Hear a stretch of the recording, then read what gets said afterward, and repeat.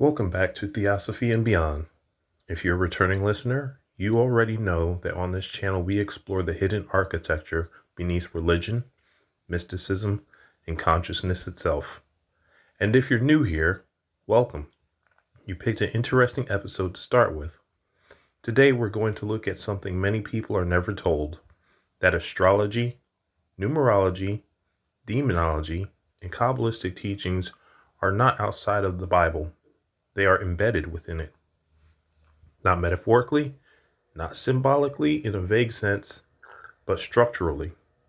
And one of the clearest examples of this is found in Revelation chapter 12, verses 1 through 6.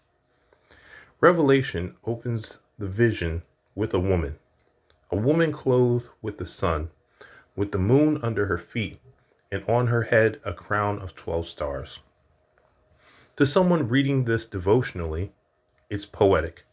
But to someone trained in Qabalah, astrology, and esoteric theology, it's a diagram.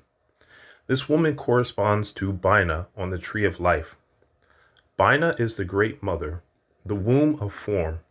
She is the feminine half of God, and in many esoteric Christian systems, she aligns with what later theology would call the Holy Spirit. Now notice the phrase, clothed with the sun.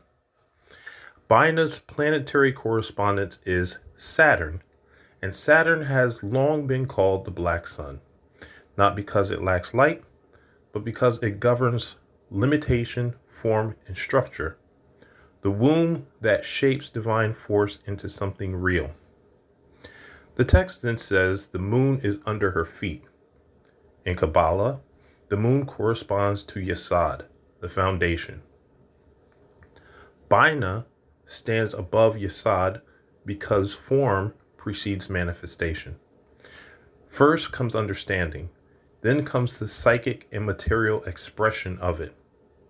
In other words, the Bible is mapping the tree of life for you without ever saying the words tree of life. The woman wears a crown of 12 stars. This is not arbitrary.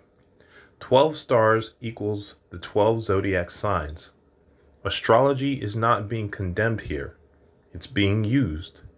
The zodiac represents the totality of cosmic forces acting on manifestation. Bina, as the great mother, wears them as a crown because all form arises through her.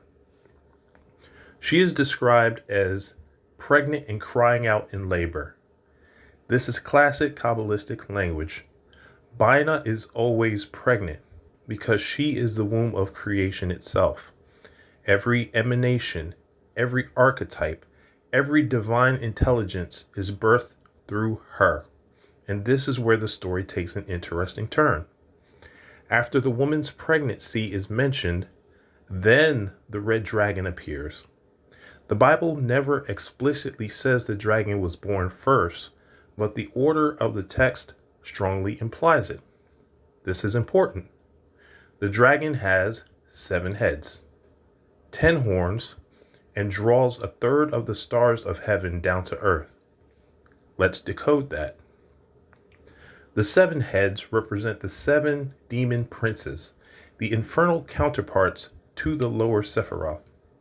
These are not cartoon devils. They are cosmic forces governing distortion, imbalance, and shadow expression of divine attributes. The Bible isn't inventing demonology here. It's referencing a system that already exists. The 10 horns correspond to the 10 qliphothic spheres. The qliphoth are the shells or husks of the tree of life, the distorted reflections of the Sephiroth when divine energy collapses into imbalance. This is advanced material, and it's sitting in the last book of the Bible, hiding in plain sight. The dragon pulls 1/3 of the angels down to earth. Why 1/3? Because Bina is 1/3 of the supernal trinity, Kether, Chakma, and Bina. She commands 1/3 of the divine intelligences. When the dragon emerges from this cosmic event, it inherits authority over that third. This isn't about a war in the sky. It's about cosmic jurisdiction. Now we come to the male child. The text says he is destined to rule with a rod of iron.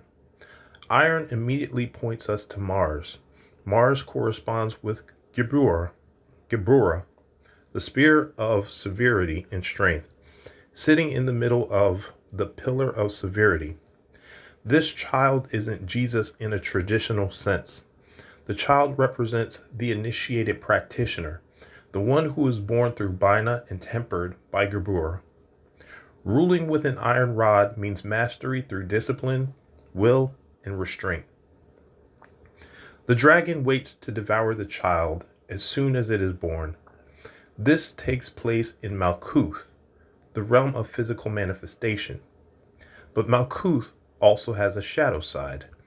In the Qlifoth, Malkuth is ruled by Lilith. This is the crossroads. This is where the practitioner either becomes consumed by material obsession and shadow, or sins.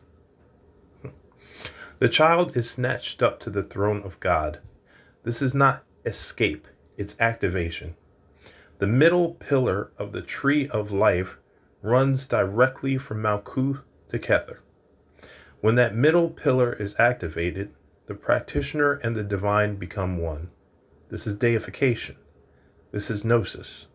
This is theosis. The woman then flees into the wilderness.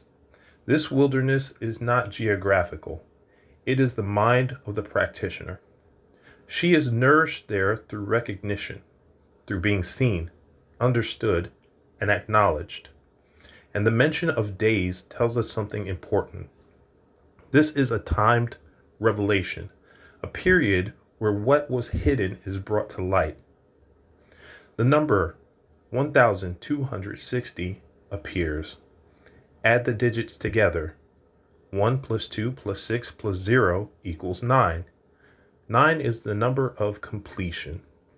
In Hebrew gematria, 1260 points to cosmic balance associated with the sacred marriage of Lakshmi and Vishnu, a union of abundance and preservation. And in English gematria, 1260 equates to spiritual awakening, synchronization, and the phrase host body of Yehoshua, meaning a vessel capable of divine indwelling. So when people say astrology, numerology, demonology, and Qabalah don't belong in the Bible, what they really mean is they were never taught how to read it. The Bible isn't just a moral text. It's an initiatory document. And Revelation 12 is not about fear or apocalypse. It's about birth, ascent, and divine embodiment. If this resonated with you, sit with it. Let it unfold. And as always, this is Theosophy and Beyond.